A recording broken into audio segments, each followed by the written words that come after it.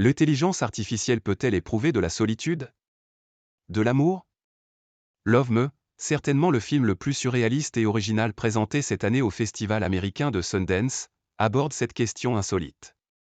Kristen Stewart et Steven Yeun sont à l'affiche et incarnent, d'abord par la voix, une balise et un satellite en orbite de la Terre.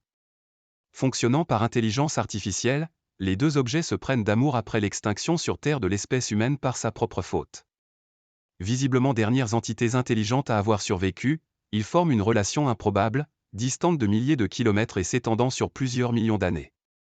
Ils vont développer leur personnalité à partir du contenu qu'ils trouveront sur Internet, imitant les comportements humains trouvés par exemple sur les vidéos d'influenceurs. Pour nous, ce n'est pas un film sur l'IA. Mais un film sur nous, vu à travers le prisme de l'IA, a estimé le co-réalisateur, Andy Zuchero, lors de l'avant-première vendredi au Festival de Sundance, dans l'Utah, Ouest. Un peu comme si on essayait de décortiquer l'humanité de 2024, a-t-il ajouté.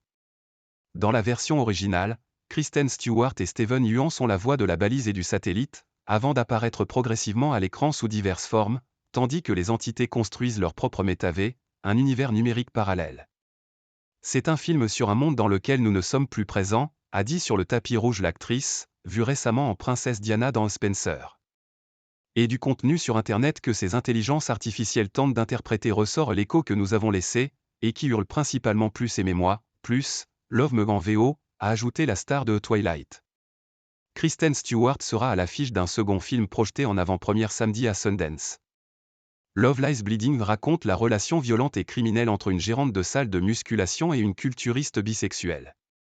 Le festival de Sundance se tient jusqu'au 28 janvier dans les montagnes de l'Utah, à plus de 2000 mètres d'altitude. L'événement cofondé par l'acteur Robert Redford constitue une plateforme de lancement essentielle pour de nombreux films indépendants et documentaires, à la recherche de diffuseurs.